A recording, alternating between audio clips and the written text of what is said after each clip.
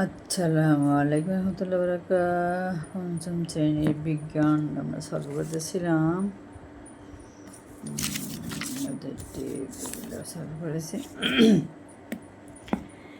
রাস্তা পার হওয়ার 3টি নিয়ম। সংক্ষিপ্ত প্রশ্নোত্তর। রাস্তা জেব্রা ক্রসিং জেব্রা ক্রসিংয়ে রাস্তা পার হতে হবে, ওভারব্রিজ ব্যবহার করতে হবে। রাস্তা পাওয়ার সময় দুই দিক বা চারদিক যদি রাস্তা থাকে দেখতে হবে তাকে। নিচে যে কোনো 5টি প্রশ্নের উত্তর দাও। পরিমাপ কী? আমরা জানি যে পদার্থ মানে যার ওজন আছে, আকার, আয়তন, জায়গা দখল করে সেটা। ধরেন বায়ু একটা পদার্থ। তার মানে কি, বায়ুটা আমরা যখন কোনো বেলুনে ফু দিয়ে ঢুকাই তখন এটা কিছু জায়গা দখল করে। পরিমাপ হচ্ছে ইট, মাটি, এসব ভারী জিনিস, শক্ত জিনিস। পরিমাপে দুইটি আবার পানিকে বরফ করলে কঠিন হয়ে যায়। পরিমাপে 2টি উদাহরণ দাও। দুইটি কঠিন পদার্থ যে পানিকে বরফ করলে, মাটি, ইট, এগুলো। পরিমাপে 4টি বৈশিষ্ট্য। কঠিন পদার্থের বৈশিষ্ট্য আমরা যে কঠিন পদার্থের তোমাদের বইতে পানিটা দেওয়া আছে। তো পানি যখন তরল পদার্থ থাকে তখন কি হয়, সবার মিশে থাকে।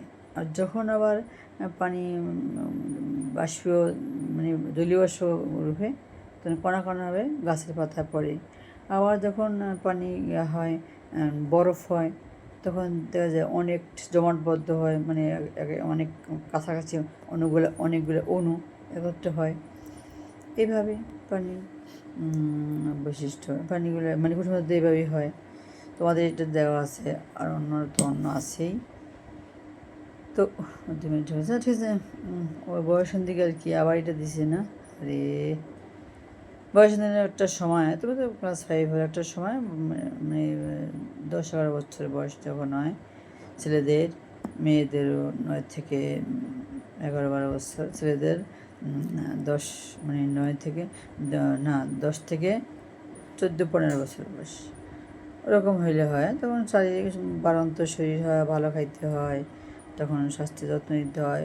হ্যাঁ, তবে বিবেককে তখন খুব কন্ট্রোল করতে হয়, তখন যা ইচ্ছা তা করা যাবে না। এই কি তোমরা এটা কি বুঝবা না? তোমাদেরকে দিয়েছে এই যে তোমাদের আগে শিক্ষামন্ত্রী দীপুমণি, আল্লাহর গজব পড়ুক, এই ক্লাস 5-এ দিছে। মানে জিদ যে লাগে।